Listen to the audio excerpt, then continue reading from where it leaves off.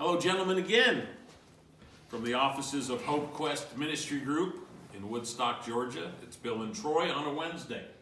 Daily dose of hope. Trying to encourage you guys in the Lord. Yeah, man, and we hope it's having an impact of some kind. This week feels special to me because of what's happening in your heart, especially. We're talking about current events. The start of baseball got you thinking about heroes, and then the tragic story of Ravi Zacharias has broken all of our hearts. So let's talk about what the scripture says, something important here out of 2 Corinthians chapter 12, verse 9. Jesus said to me, "My grace is sufficient for you. My power is made perfect in weakness.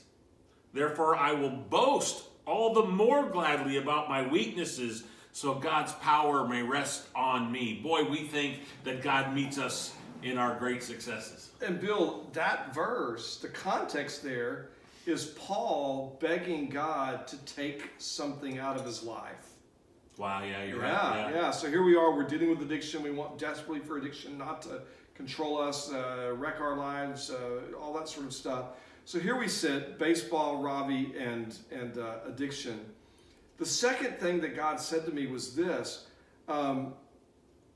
you cannot neglect your character as you live out the working of your giftedness. In other words, God gifted me and you.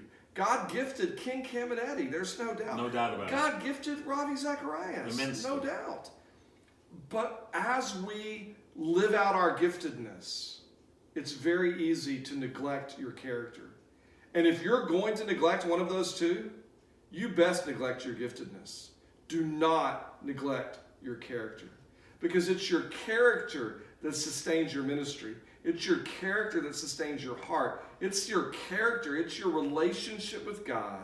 It's your authentic walk with God, yourself, and others that empowers your recovery. Mm-hmm. And like Paul said there, it's not my strength that I depend upon.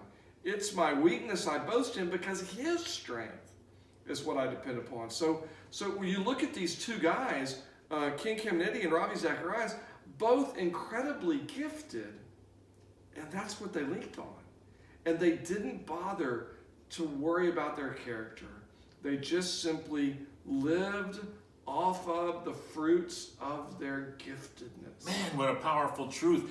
Your character is what will get you the next promotion. Yes. Your character is what will rebuild your marriage. Your character is what will have your children look at you and celebrate you as a leader and as a father.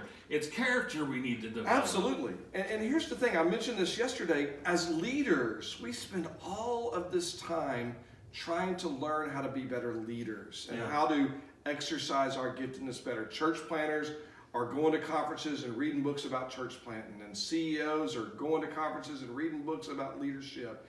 And if you're spending most of your time reading books that make you a better leader or a better church planner or a better whatever it is you do, and you're not spending far more time working on your relationships and your character, I promise you that in the end, that will crumble. It will be a house of cards, because character is what sustains our ministry, not giftedness. So true. Paul boasted in his weaknesses because he was wise enough to know that it's his dependence upon God and God filling that gap that makes him who he could be in the world and create any success that was God's will for his life. We wish that for you as well, guys. We love you. This is hard stuff to hear at times, but it's important. And I thank you again. See you tomorrow. See you tomorrow.